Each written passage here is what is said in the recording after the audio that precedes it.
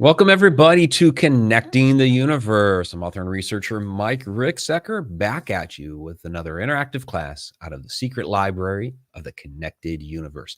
Tonight, we are going to be covering Stargates. It's going to be a lot of material from Egypt, of course, because I've been there a few times now and have explored it extensively. So there's going to be a lot of that. We are also going to cover some other areas from the globe as well. So I see some people are already down there in the chat. Jill Nipchinsky's in the house. Pandora Farms. Great to see you down there, Lisa. Tom McNicholas is here. Stacy Comiskey. So it's great to see some familiar faces down there as well. So, all right. Let's go ahead and, I got the beginning intro stuff that I have to do. Of course, I have to let those know that are listening to the podcast version later to, please go ahead and join us live here every Wednesday night, 8:00 p.m. Eastern Time, connecteduniverseportal.com. Many of us are joining us on the public YouTube side, but the members of the Connected Universe Portal, of course, get the after show as well. We go about another 20 minutes, gone as long as a half an hour before. Tonight, we do have some extra stuff behind the scenes this evening. So let's see, Jason Thompson is here as well. Great to see you. So do also want to point out, since we are talking about Egypt here, that we do have the Stargates of Ancient Egypt tour coming April 16th to the 28th. I know this, I need to update this one. The first day of the tour is the 17th, but on the 16th, we have a opening dinner. So I need to change that date there on that particular banner. 16th to the 28th of April. You can just go to connectuniverseportal.com or my personal website, MikeRicksecker.com. You can find tour information there. All right, so we did have a class question for this evening. What do you believe is at the other end of an active Stargate? So if you guys want to toss some ideas down there in the chat, that would be wonderful. Jen, back on the secret Facebook page, said Border Patrol of sorts, which, would not be all too shocking. If somebody or something comes through the Stargate, yeah, they might want to check to see who's coming through and whether or not they are friend or foe. So we are going to get into exactly, what those Stargates are. Wendy Portman is in the house as well. Great to see you down there, Wendy. All right. So, yeah, let's get to that question. What exactly is a Stargate? This is something we did talk about this past weekend at the Connecting the Universe, the event. And so we are familiar with this. This is from the movies. Actually, I don't know if this one is from the movie or if it's from the television show. But basically, we are familiar with the Stargate science fiction, where basically they passed through the Stargate and into another world that looked a lot like Egypt. Now, that was science fiction, although a real Stargate may be able to take us there. A Stargate is basically a doorway. It's a gateway, hence the word gate. But essentially harnessing the power of a portal or a wormhole to take us to some other place. That could be somewhere else in the cosmos, could be somewhere else in the universe, could be to another dimension, could be to another place in time, or it could even be somewhere else here on Earth. And when we start to see similarities between different cultures, and they weren't supposed to have had contact with each other for thousands and thousands of years, makes you wonder, how did they have contact with each other? Because of all these different similarities that they had. Were they using some sort of Stargate or portal technology? It's quite possible. It's interesting. We start to see some of this iconography in our modern world. China has this thing called the Ring of Life, which it does kind of look like the Stargate that we are familiar with. This is in Fushun, China. It's about 515 feet high. That's a pretty tall ring. That's pretty cool, lit up at night. Uh, but it was built as a tourist attraction since Fushun is the only, quote unquote, only has 1.3 million people. So they're 75th largest city. Can you believe that? And that's 2012 numbers. That their 75th largest city has 1.3 million people. That's a lot of people. 3,000 tons of steel in this thing.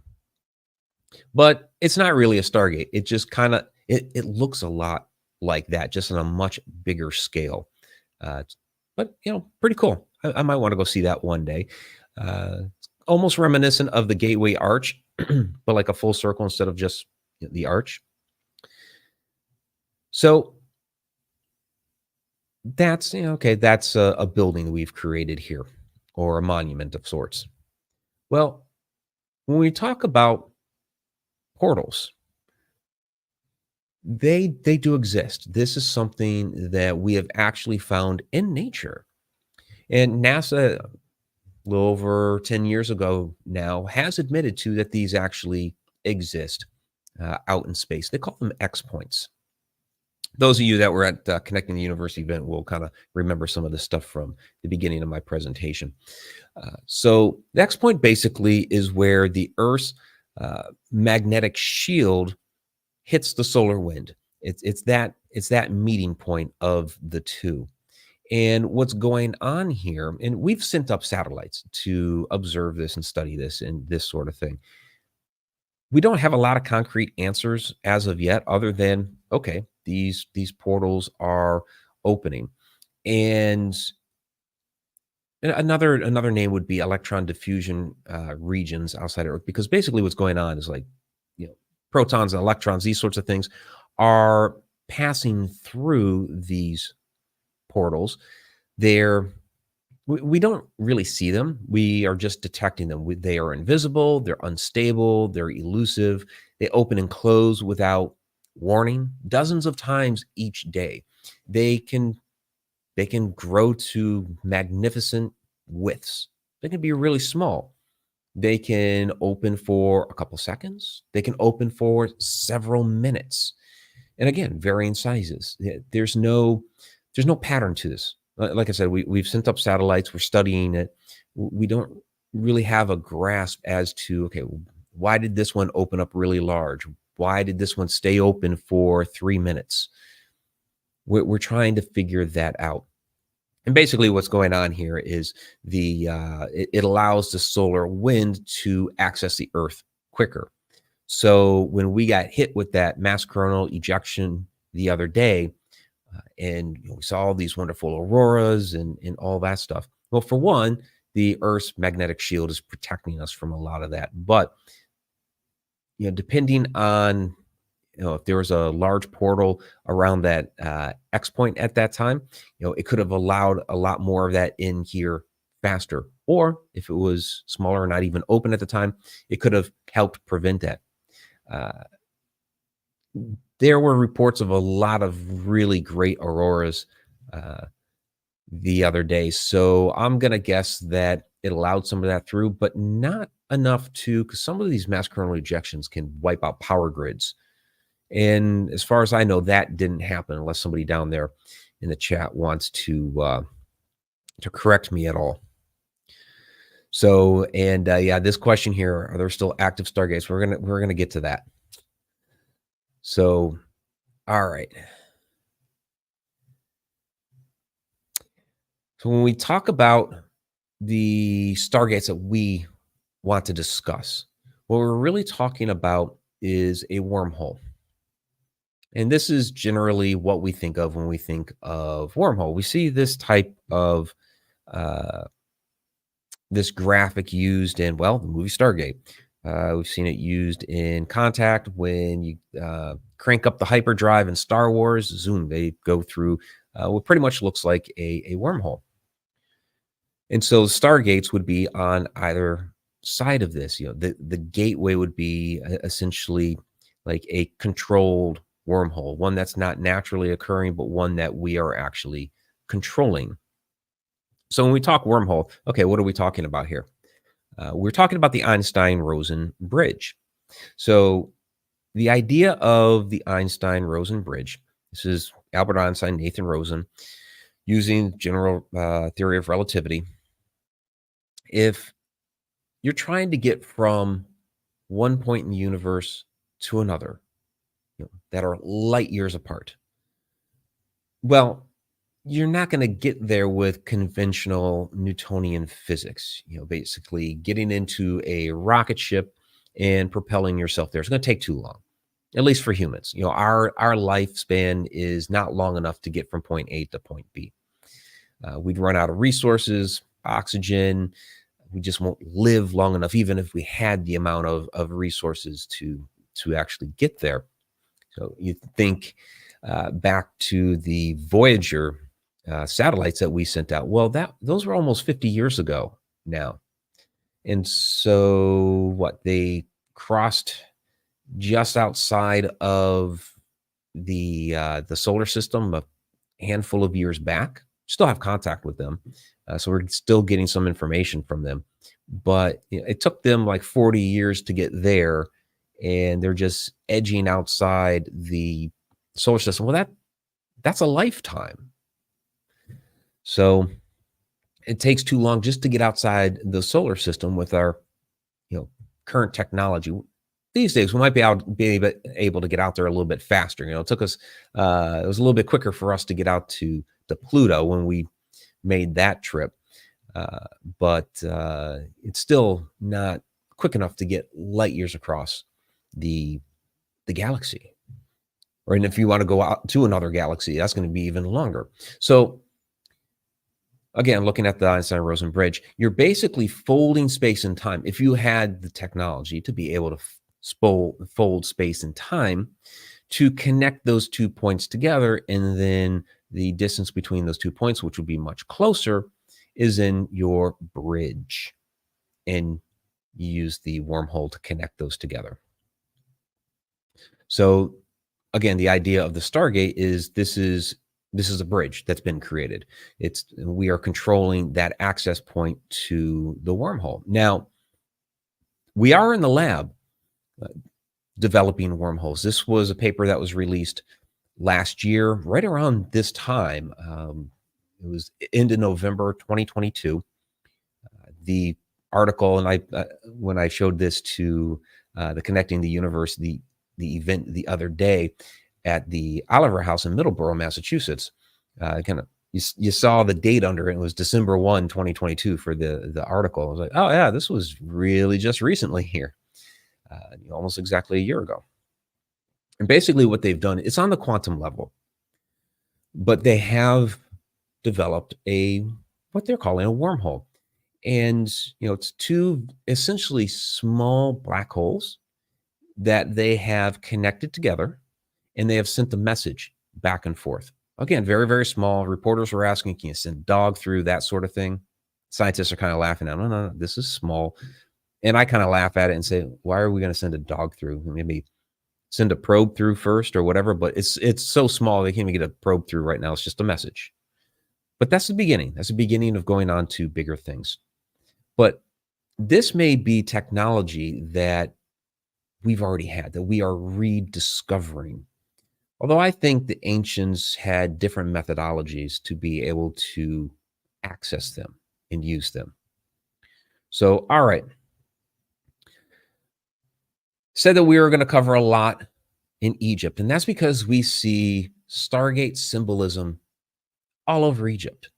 It really is. And so that's why we have the Stargates of Ancient Egypt tour, again, coming up in February. It's our second one that we're doing. We're doing this on an annual basis.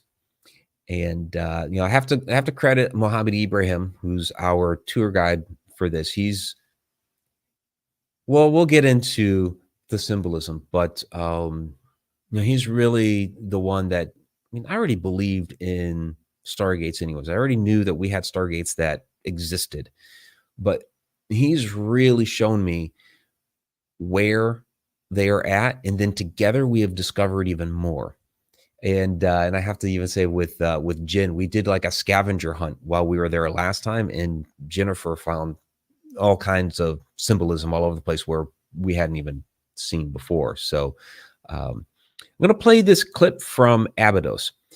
Those that have been members of the portal for a while will recall a nice chunk of this clip. This is what I would call the extended version of it, in which we get into like the raising of the Jed pillar as well, and also the idea of the DNA helix, the Kundalini, all that. So this is a little bit of a longer clip. I'm going to have several video clips here throughout. This is just going to be the longest one that we have, almost 4 minutes here, but I think you'll find it interesting. So yesterday we have seen the world Stargate in Karnak Temple. Now we will see the world Stargate in Abydos Temple. Sab, and Sab means star, and the symbol gate. And in the same way, Stargate, Stargate, Stargate, Stargate. So if this was just a title, why we don't see it everywhere next to the name of the king? Why in certain places? Because this is the Stargate, not the other location. So yeah, you got the Stargates here, and what they're telling you the function of this, and like you're explaining to people with Osiris, and here's a guy that's this depiction of ascension, and what's the importance of that. But look over here too, you see that raising of the Jed Pillars. The story says Uzair was dead.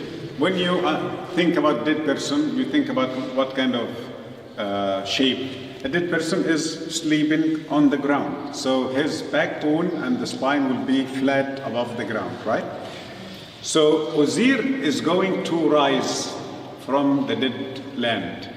And this is the annual celebration of the priest, of course, and the king will be part of it, to put the pillar upright, and that will be in July, to be something like the Egyptian Christmas. They're going to announce that Uzair is alive. So this is the midway of erecting the pillar or the backbone of Uzair. What is the degree? I didn't measure this in a perfect way, but I think it will this 23 degrees. 23 degrees is what?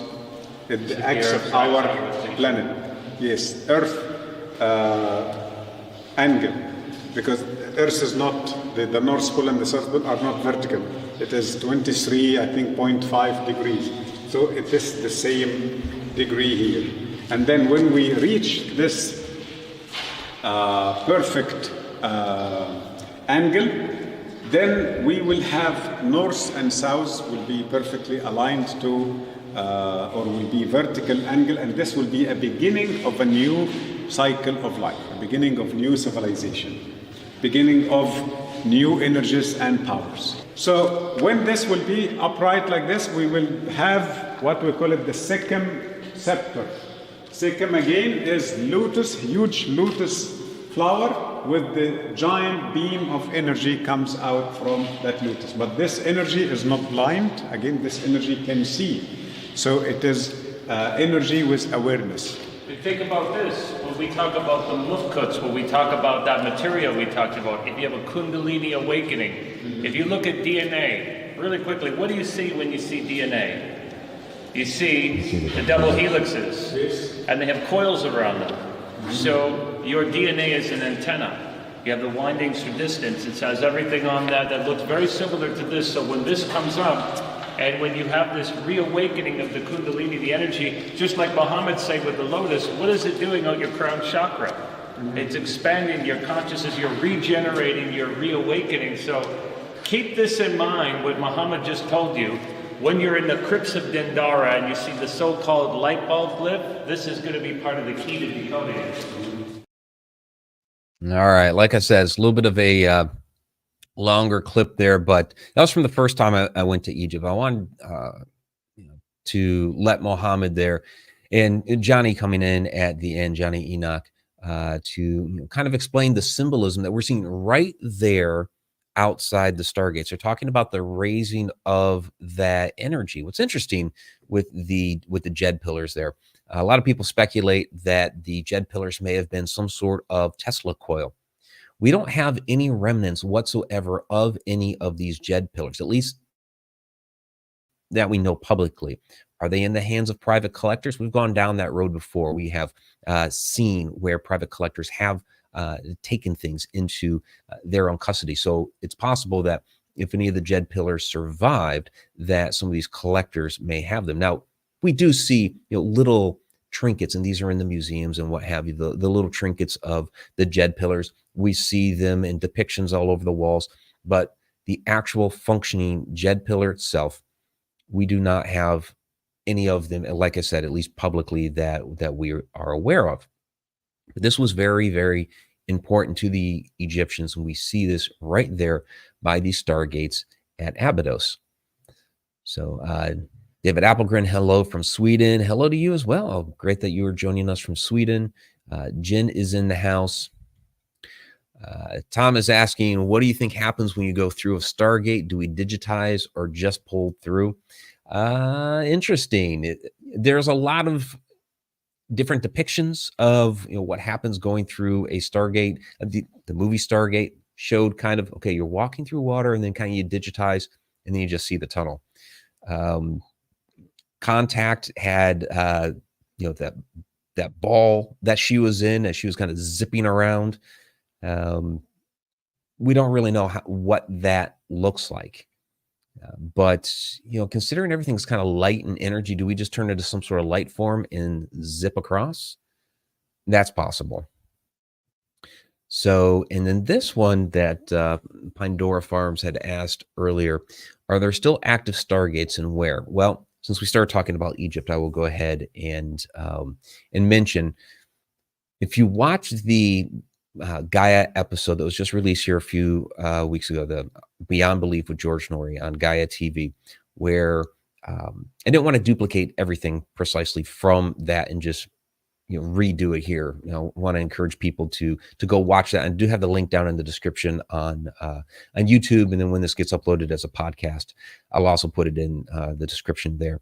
But in that, we do talk about Egypt's Area 51, which may actually have rumors and talk have been filtering out of there. It's on a military base, so I have not seen it for myself, but stories have come out of there that they do actually have a working Stargate there. We cover that in that particular episode on Beyond Belief with George Norrie. So it's called Egypt's Area 51, Stargates and Wormholes, for reference. So, all right. So what did we see here when Muhammad first started talking?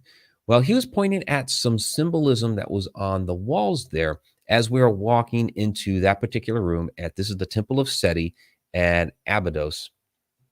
And this is essentially what we are looking at here. Now, you would read this from right to left. And the reason why is because when you see the figure there in the cartouche that's looking to the right, that means that you start reading from the right. And that's what tells you which direction to read. The ancient Egyptians wrote in all kinds of different directions, and that was your reference for which direction to read it. So reading this from left to right, the folded cloth there is the letter S. And then you have right next to it the determinative, which is the star. Then you have the foot, which is a B, and then you have the determinative, which is the gate. So the two determinatives basically show you Stargate, and the two letters there basically tell you what the word is. Now, okay, you're saying, what's SB? Well, ancient Egyptians didn't have vowels. Later, when like the Greeks came in, they came up with O and some other things that they threw in there.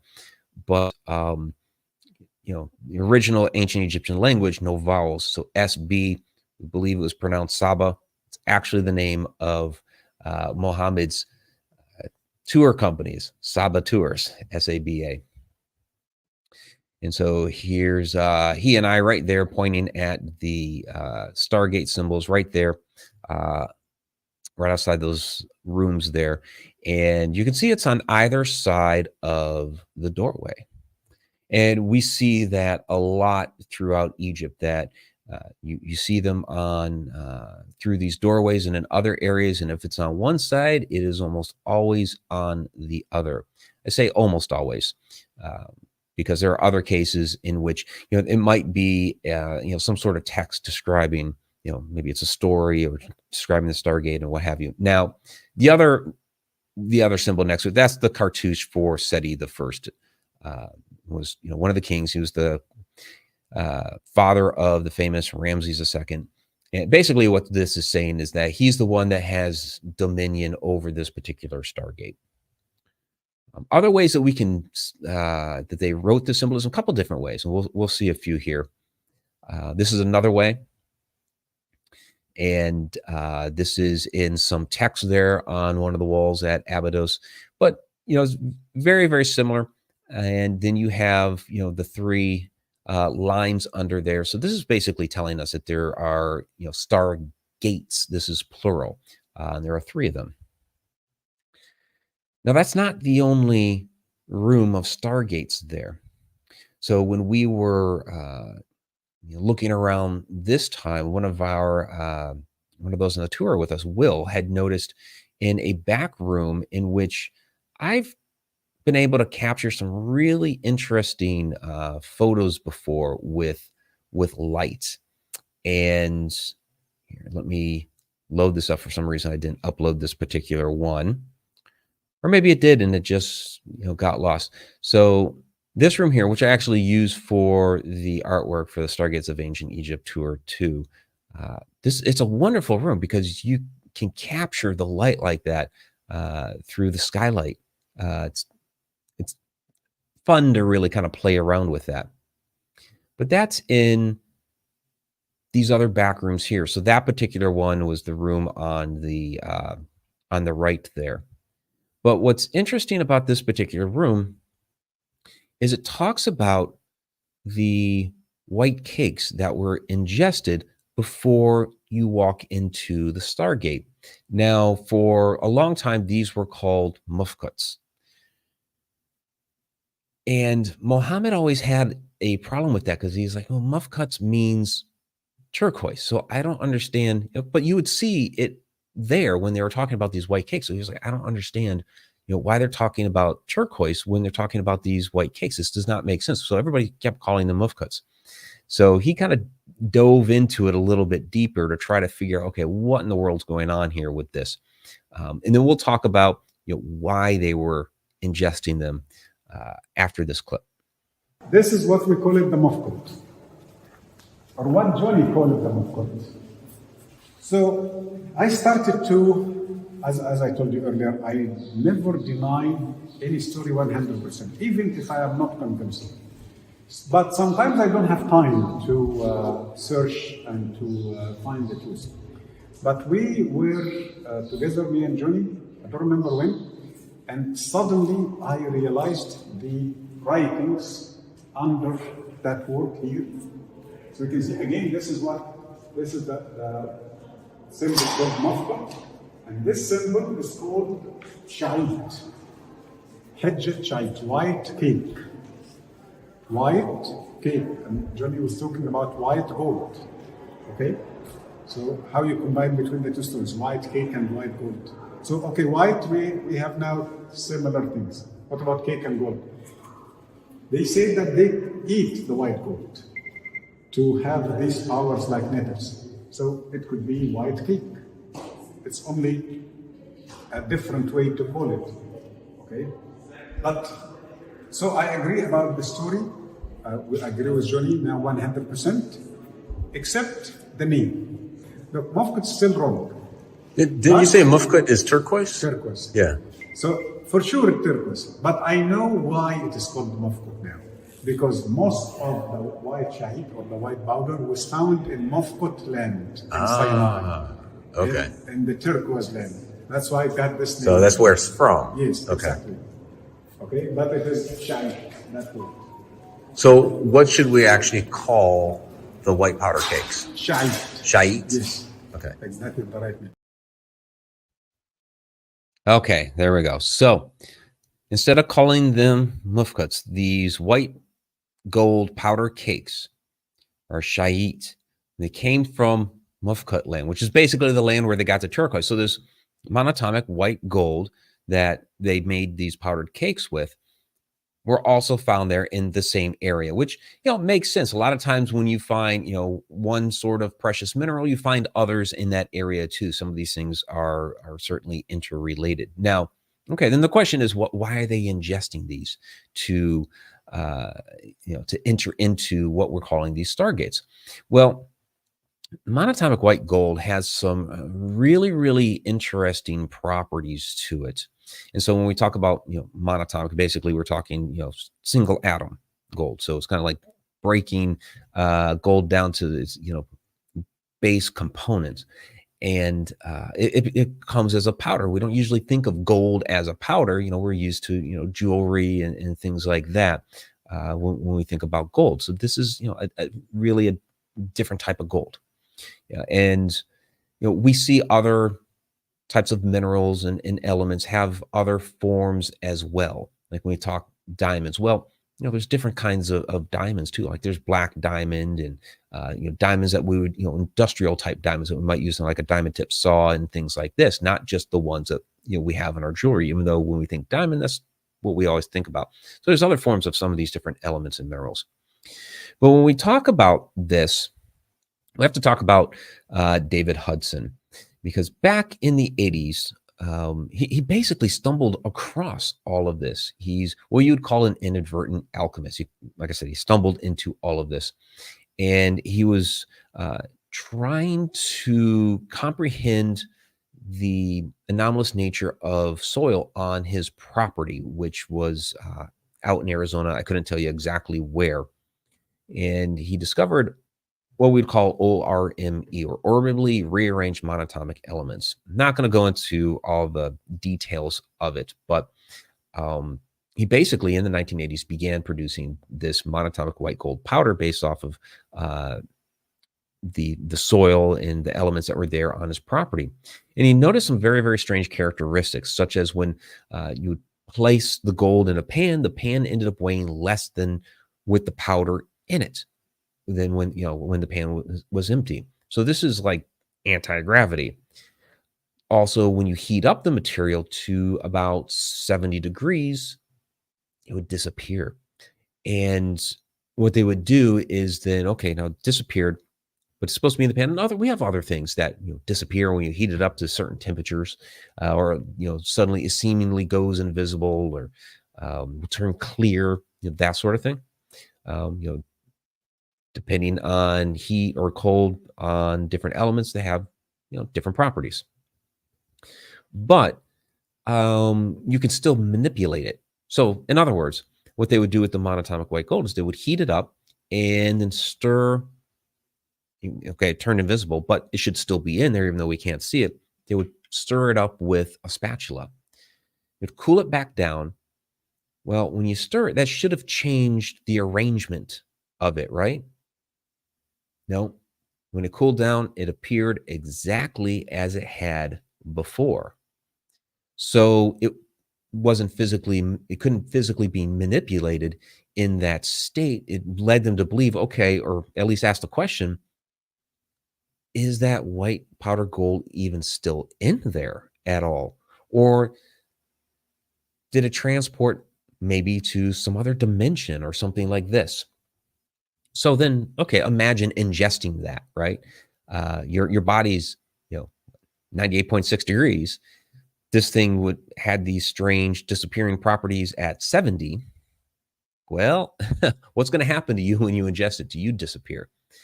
So, and if it was moving into some other dimension, is this how they activated the Stargate? Is this how your body was able to transport through the Stargate? You ingest this and boom, off you go somewhere. Possibly. So I do have a video clip here from David Hudson. This is from the Ormus conference back in 2011. He did patent his solution to making this monatomic white gold. And I'm going to let him talk about this for a little over a minute. And listen carefully, because there are some things here that he talks about that I talk about in my book, Travels Through Time. My material loses 4/9 of its weight and weighs 5/9 of the beginning weight of the metal. So where did the 4 nines go? It's still there. It's just not in these 3 dimensions. Now this is heavy, people. It's very heavy. But also it's telling us what gravity is. And remember, when you control gravity, you control space-time. When you know what gravity is, you're working with space-time. Now, if you could shrink yourself down to the size of an atom and literally walk inside the atom and be in there with the electrons buzzing around outside and the neutron, the proton right here beside you, you'll be in the world of the quanta. And in that world, there is no time as we understand it. It's only when we come up in the macro world, in our 3-dimensional world out here, that time is invented by mankind to describe change. Water runs downstream at miles per hour or feet per second. You get old in years. Everything happens in time. But way down there in the world of the quanta, there is no time. He's talking about time doesn't exist. So it's really kind of interesting that in his conversation here about the monatomic white gold, that the properties that it has is, basically, defying, space and time.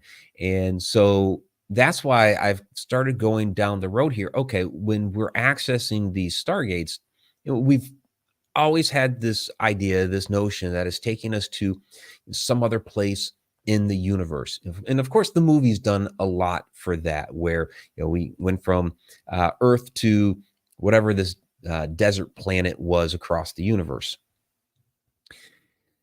But maybe it's actually able to take us to another point in time if by ingesting this, it defies self.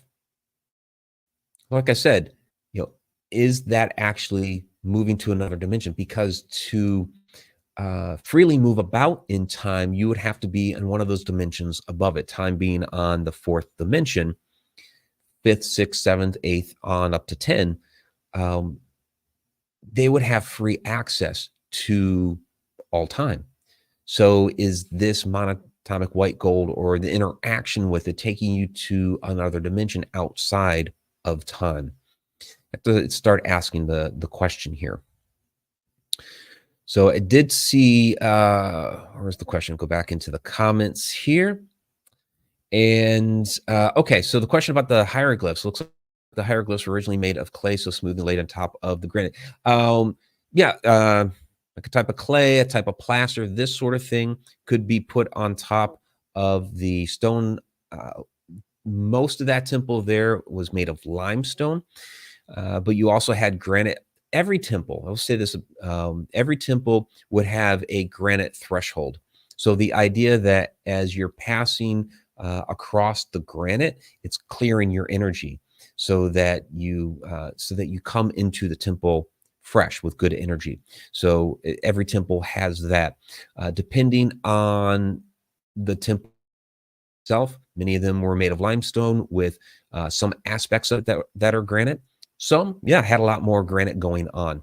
SETI is more limestone though, which is still though a very, very good conductive stone. You see that combination of limestone and granite. Now, granite is going to be even more conductive, but limestone still has a good quartz content as well. So, okay, moving on from, we've spent a lot of time here at Abydos. We're already pretty well into this, but we have some more places to venture here too. I do want to quickly, we're just going to very quickly go over Dendara, just because this was a cool discovery. I kind of like showing it off. I mentioned that we are still discovering other Stargates.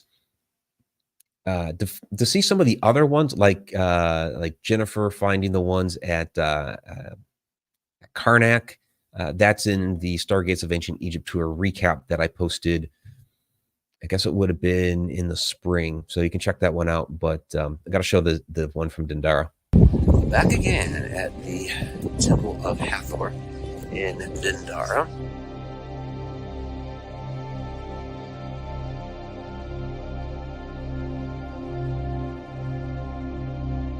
This is the sky, and this is Earth. This shape is what we call it gate. Now we can see 5 stars, and that symbol jet in the middle. So that is gate with 5 star jet. Different symbols, many stars now. There can 1, 4, 8. I think this man also, but unfortunately the scene is destroyed. We're on 5? Didn't see this one. Oh, this is too much. It keeps going. Right, and the other wall. See, we didn't see this before. They're on the other side. Yeah, one with 9 stars out here. We're gonna stay here. It has 9. And actually, this here is also Stargate. Look at right that. there. Yeah. The little symbol right there. Oh, we got more over here.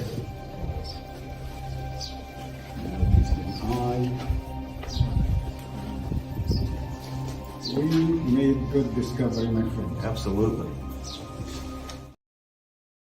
Okay, and so those there were actually carved. Those are carved right into the stone. So some sort of kind of talking about carving. These are a different type of symbolism for Stargate. We see various kinds throughout Egypt. There's there's the ones that we usually see. This is the most common, really, but we do see other forms of. So the one there outside the those Stargate rooms at Abydos, that's really the most common. We see those in many of the temples throughout Egypt. But then this is kind of like a newer form that we saw there in Dendara. This is on the roof. Now, Muhammad had seen this before, and he didn't know it wrapped around. So as we were walking around, we started noticing, oh wait, no, this goes all over the walls, goes outside the walls, inside the windows, and just so it was kind of, I'll say this, he had discovered this symbolism there, and then together we discovered, oh, there is even more of it here than he previously thought. And so what we're doing is we're gathering more information about this to be able to interpret what is actually going on here, because there's different symbols within the gates. There's different numbers of stars above the gates. So we're trying to determine what exactly all of that means. So I'm thinking this is probably going to be a little bit of a longer show today, which I'm sure you guys will quite enjoy. So Jill's asking, Mike, do you read hieroglyphs? Some. I would not say I am fluent in hieroglyphs, but I did start taking a course there a while back, and I just got busy and didn't keep up with it. But I can read some. I have some books on how to read hieroglyphs. Of course, I've learned a lot just from of course, going to Egypt and seeing it, and then talking with Muhammad and all of that. So I've picked up quite a bit here. The Music Lounge says this is very interesting, kind of like the movie Lucy. I really like that movie. Because what ends up now, she was being used as a mule for the basically drugs that they had come up with. And when it entered into her bloodstream, it just, took her to these other levels. That was an interesting movie. I like that one. And then Pandora, has anyone tested David's theory, ingested the powder, and attempted to go through a Stargate? That I don't know. Now, you can go online and find people selling monatomic white gold, but the question always becomes, is it authentic? Because there's always, people trying to sell you snake oil online, right? And they'll put in the disclaimer, does not guarantee X, Y, Z. But the one that is patented is David Hudson, and he's become, from my understanding, he's become a bit reclusive here in his later years. That video that we showed was from 12 years ago, and he was already getting up there. So it's a good question. I would actually like to try that. Jen is going to be like, what are you talking about? Why would you try it? I don't know. It's something that, test the waters a little bit, see what happens. I do talk about this a lot. Jason Thompson, If an active Stargate was accessible, is it a one-way trip? Are there any clues that would help determine destination and return? Well, a lot of like the Temple of Dendara, Temple of Hathor, you see a lot of symbolism on the ceilings of traveling through the stars. Now, and then that's where you also had the Dendara Zodiac in one of the other rooms there on the ceiling. So is that your guide to where the Stargates would take you? Again, we're not sure. It's possible that, yes, we could be able to have an idea of where we were going in that particular Stargate. We're going to see here Elephantine Island, where that one may have been taking people. And we don't know yet what's on the other side, right? That was kind of the question that we were, threw out at the very beginning. Does it take us to somewhere else across the cosmos, another dimension, somewhere else on Earth, another point in time? That, again, we're not sure of. And of course, once we're there, how do we get back? That's even with the movie, that's the one of the things that they were wondering, how do we get back once we're on the other side? They saw a little clip, and James Spader's character is like, oh yeah, I can get us back. And then got over there. I was like, oh, I don't have all the information I need. Oops. So, yeah, there's Jen. Dude, you're killing me. I know. I'll try it. And she's like, oh my God, you're going to poison yourself or something. I'll be fine. Yeah, right. More ground to cover. We're not even through Egypt yet. We have other stuff to talk about. So I did want to, Atlantis. I'm not going to get into all of the Atlantis stuff. I have a whole separate, and you can find it here on the YouTube channel, the Mike Ricksecker YouTube channel, my Egypt and Atlantis connection. But I do want to mention it here because I do believe in this artist's representation here. I think is great, where they're showing the temple in the middle of Atlantis, and you see this beam of light with some sort of pod or something like that in the middle, as if it's beaming something up and down the temple. Is that a representation of a Stargate? Now, of course, just because an artist drew that doesn't mean that that was the truth. But I do believe that those pre-Diluvian peoples, basically the ones that invented this technology, and what we have is kind of the remnants of that. And maybe some of those dynastic Egyptians figured out how to use it, and that's where those Stargates came from. But I posed this question to Johnny one time years ago. This was before we had even met and gone to Egypt together and all that. Of did the Atlanteans have Stargate technology? Now, we know that the ancients knew about this type of energy. They were taking these giant stones, granite blocks that are, more than half quartz. Quartz is something that can access this energy. Perhaps Atlantis, being built the way it was, with these giant blocks, like the ancients were using, perhaps it was accessing this on a massive scale, all of this energy, tapping straight down into it. And of course, I had to run my crazy idea by somebody else too. So recently here on the Edge of the Rabbit Hole live stream show on the Edge of the Rabbit Hole channel, we had on the amazing Johnny Enoch. He's a researcher of esoterica, lost civilizations, consciousness, folklore, all different kinds of fantastic information. And one of my co-stars on the Travel Channel show, The Alaska Triangle. Knowledgeable guy. And so I asked him this very question, and here was his response. Hypothetical question here. Do you think it could be possible that perhaps Atlantis was a giant portal? I believe that, well, first of all, that's a very good question, and thank you for asking it. I think that Atlantis has been hypothesized to be a lot of things. Now, we find an exact replica of this particular story that's on the wall over at the Edfu Temple of Egypt. And what's really interesting about this, if you look at this seafaring people that are all on the wall, we see right above them that there is a serpent coming down from the heavens and destroying them. the replica of the story. Now, if the serpent represents energy, could it be that they were experimenting with a sort of geomagnetic energy using these fields and these grids we were talking about? And they were experimenting with these obelisks. Do I believe they had portals? Do I believe this was part of what we call Atlantis? Absolutely they did. In fact, we have it in plain sight, my friend. It says in these areas that these are Stargates. All right. I think I'm probably going to skip the Edfu video.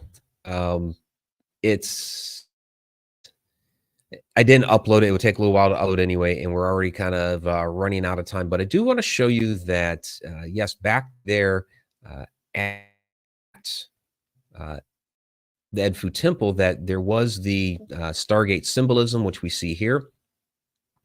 It's right in the middle. So this one, again, a little bit different. You have the gate with the star above it. Now, on the walls of Edfu, this is a little bit of an aside, and I have pointed this out before when we get into the Egypt Atlantis aspect of the whole thing. This is basically the survivors of a great cataclysm, which would have gotten explained in that video if I would have played it. And this is all over the walls there. Now, what are we exactly looking at here? Well, the Edfu text, and this is from the mythical origin of the Egyptian temple, Eve Raymond. So she had done an extensive study and translation of the material there at Edfu, everything that's on the walls. I'm trying to get a hold of that book. It's out of print. It was printed back in the 1960s or published back in the 1960s. I'll put it on my Christmas list or something, but I haven't been able to get a hold of it yet. Basically, Edfu text describe an area in which the gods of Egypt, or the Netters, lived on a sacred island known as the homeland of the primeval ones. And that's actually important to note that is what the Edfu texts say, the primeval ones. Because when we look back at the story of Atlantis written by Plato, some of it's in the Timaeus, most of the stories in the Critias. And in that, and I'll just read this quote here straight. This is straight from Plato in the Critias. Also, in the center of the island, at a distance of about 50 stadia, there was a mountain, not very high on any side. In this mountain, there dwelt one of the earth-born primeval men of that country, whose name was Evanor. So now we believe that, the Edfu texts in Plato's, or this is, traditionalists, Plato's text and what was written there at Edfu were done separately, two different things according to traditionalists, where, others like myself believe that the story of Atlantis that Plato has, we do know that it came from Solon. Well, Solon had visited Egypt, the temple of Sais, where he got the Atlantis story from. And one of the controversies is, is the story that's there at Edfu, is it remnants of that story that Solon got from the temple of Sais? Are we looking at the same thing, the story of Atlantis? I say yes. Many others say yes. Traditionalists say no. But yeah, we're using the same terminology, the primeval ones. And in Plato's work, it's this guy's a primeval man. He's a primeval one. So there we go. All right. Moving on. One last clip here from this is from Elephantine Island. And this one's kind of important. It's going to segue us into the next little bit. Yeah, like I said, we're going to be a little bit longer tonight. We're standing in Elephantine Island here in Egypt on the Nile around Aswan, and behind me is an alleged Stargate. Here's a gate that was on some kind of energy grid where we have this whole island made of rose granite that's resonating with this kind of energy. And it's almost as if during the cataclysm, something was triggered on this grid or this area where the core just sort of exploded and the whole place just was decimated. Take a look at this. When you look up at this thing, it's been pieced together, but something came through here that was so powerful that it blew the whole place to pieces. And I mean, we see all kinds of magnificent structures made of granite over there. Now, again, why is that significant? Well, rose granite and granite are contained with silica, which is where we get silicon microchips from, which are a great insulator and conductor of electromagnetic energy. And of course, when we see why that's important to this place, it was literally loaded with energy. Lastly, one of the kings who was obsessed with Stargates and actually had it in front of his names was Tutmosis III. And of course, we see his temple and his fingerprint right next to this site. My question is not how they made it, but how it was destroyed this way. And this is wasn't the only shrine. We had at least 10, or that is another one there.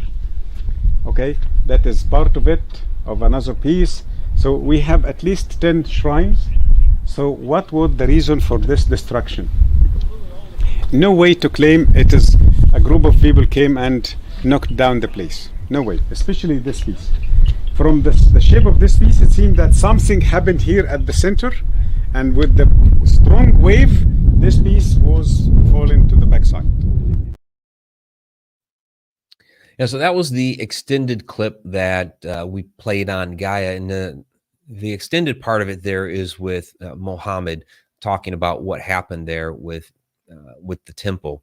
And when you look at the ruins of that area from here, okay, the Stargate is off to the left, standing. Now those are just blocks stacked on top of each other. And something blew through that, knocked over this entire temple. You know, you have this massive piece of granite here, this what we call a shrine, that's knocked over. Everything's blown apart, but yet that gate is still standing. So it's like something blew knock over the temple and then essentially closed the gate. What's interesting is just down the hill from that is another temple that's still standing.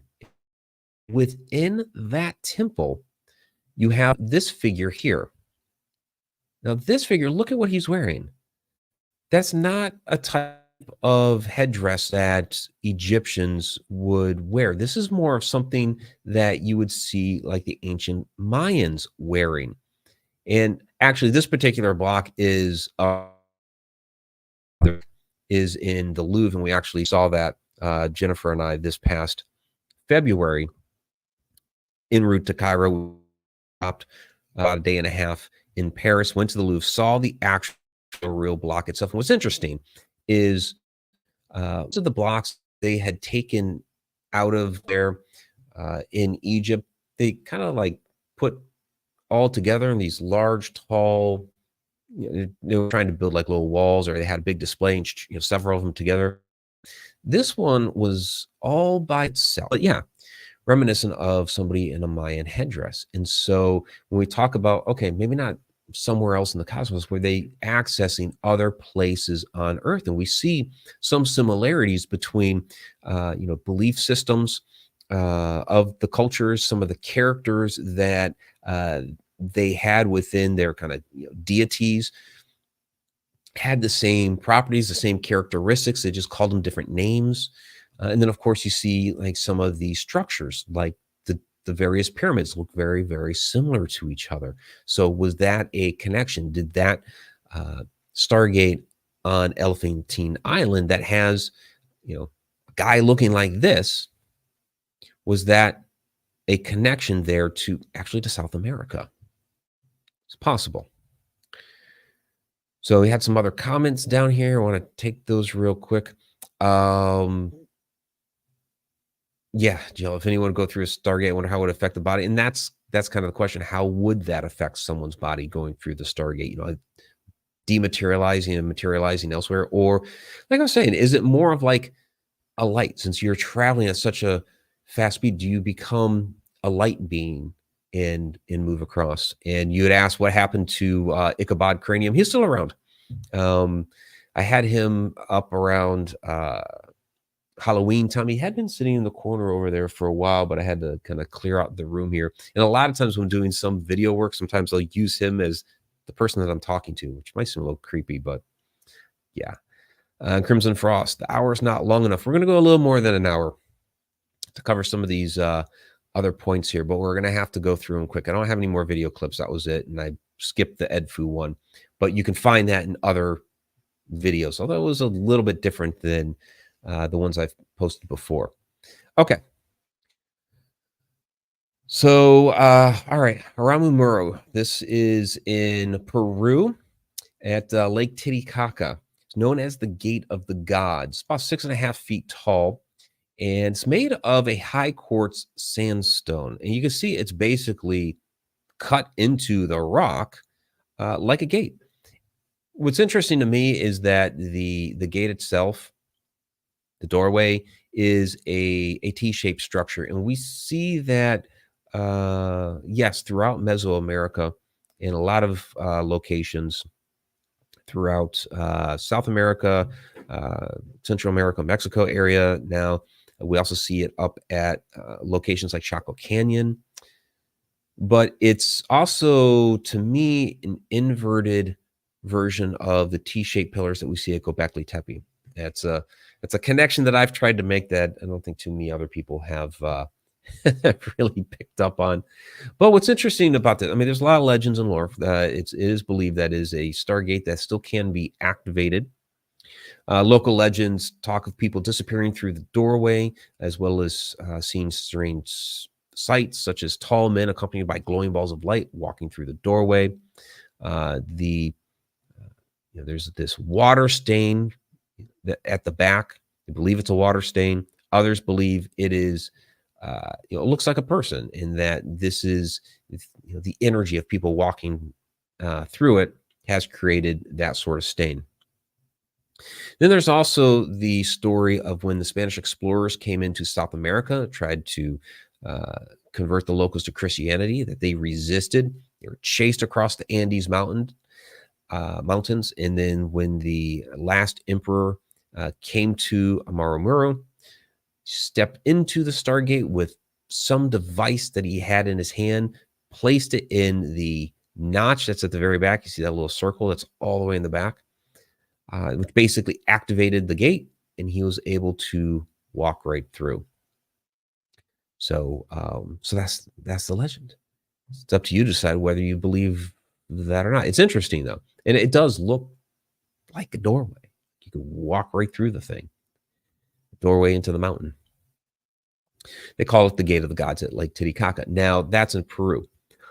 On the other side of the lake, same lake, Lake Titicaca, on the other side in Bolivia, you have the Gate of the Sun. And some believe, and of course, this is another one that's believed to be a type of Stargate, long since in disuse, no longer active. Some suggest that the carvings at the top represent a calendar. However, if it is a calendar, then it would only depict 290 days. And then some people believe it may align with some sort of planet or constellation, as far as like the connection to, for the Stargate to that particular location. Like I said, we're kind of whipping through some of these now, so I won't get too deep into them. Sri Lanka actually has a couple of possibilities here. This is the Ramasu Uyana Stargate in Sri Lanka. This is actually the park that it's at. It's the Ramasu Uyana Park.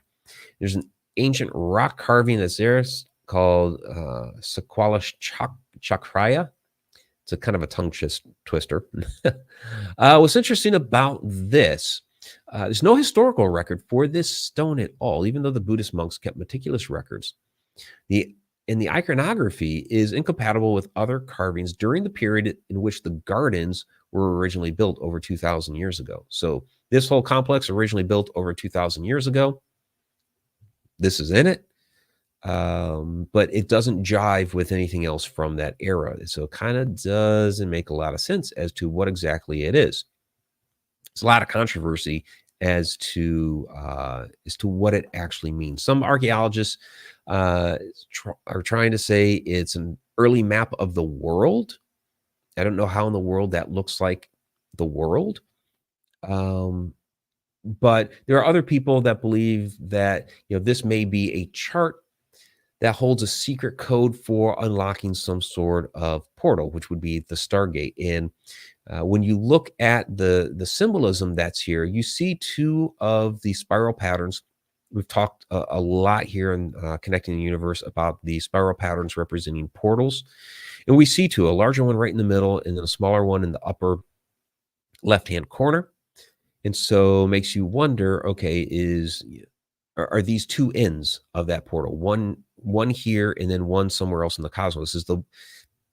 And this would be my speculation, is the one in the middle the one here because it's bigger, and the one up in the corner is the one that you would be going to, the one it connects to. It's smaller because it's further away, a little bit of perspective here. And then you see a lot of these circles with the crosses in the middle. Those could possibly represent stars. Again, it's speculative, but that is certainly one possibility there. Another one is Sri Lanka that people have started talking about here a little bit more recently as being a possibility. It's absolutely beautiful. Saqqara Fortress, which was built in the 5th century AD on top of a massive column of granite. We're back to granite. Remember, granite, wonderful conductor of electromagnetic energy because of the high quartz content. But it had already been in use as a mountain monastery for 1,000 years up to that point. So this was already a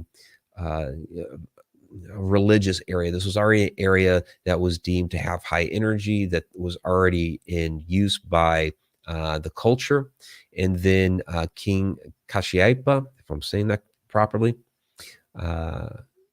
ended up building this fortress on top of it. And some people believe that this was a prime location for a Stargate.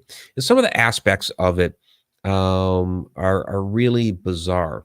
So this wasn't the best photo of the staircase that they've built to get up this thing. Now, this was not here, this staircase, in ancient times when they built this fortress. It's very steep, very sheer. I guess the paws have been down there for a while.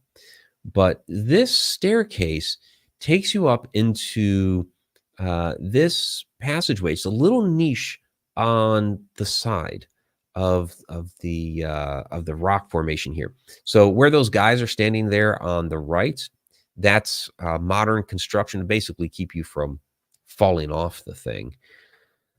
And what you find up there are what they call the cloud maidens, or the maidens of the clouds, these frescoes. There's 21 unknown women that are painted here that some believe are consorts of the king, but it seems to be to some that this is a really, really excessive for just some consorts.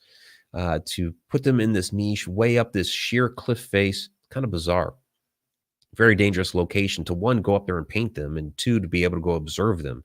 So why would you do that for just your basic consorts? So others believe these may be depictions of sky goddesses who came down from the heavens with gifts. And again, with the large amounts of quartz within the giant outcropping of granite, this would certainly be an ideal location for Stargates. And were these quote unquote sky goddesses or maidens or what have you, were they people that came through that gate to our world? We don't have time to answer that right now. And I've talked before, of course, about in the American Southwest, mentioned it a little while ago, Chaco Canyon. This is an aerial shot of Pueblo Bonito with all the kivas. This is a ground shot. I love this location. I took Jen there when we were coming back from one of her conferences this past April. And of course, you have these spiral patterns that are there in the stories that emanate out of this area. Is that the star people use the portals to come down to Earth and impart knowledge upon the people. So, is this a symbol of some sort of Stargate that these star people use to come here.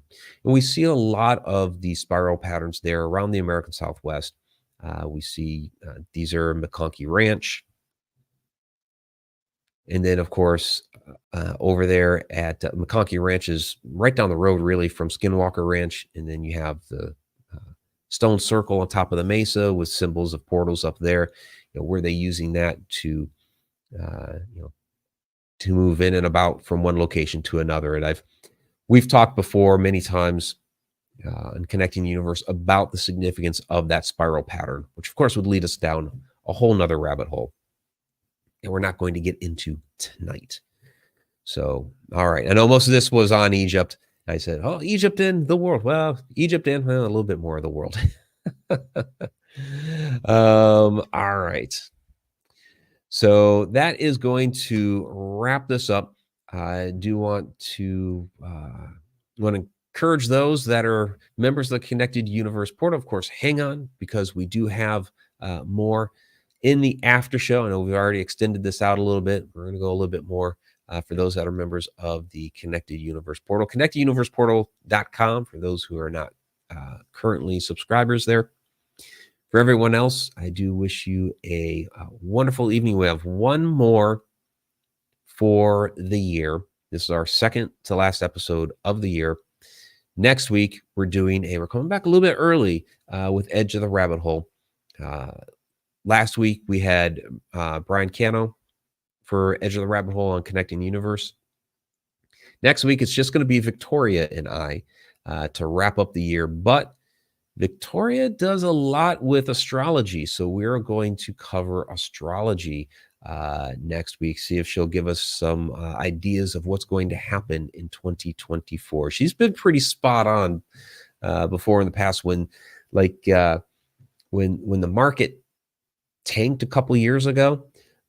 She had told me months before that, you want to get out, whatever the date that she had picked. She was like, you need to get out this date. And she was only like a few days off with that particular date. You want to get out by then, and all of a sudden, poof, yeah. And she had called that months beforehand. So we're going to get into to that next week, and then we will be done for the year. We'll come back at the beginning of January. So, all right, everyone, have a wonderful evening. Those from those members of the Connecting Universe Portal, hang on. Till next time, time really exists.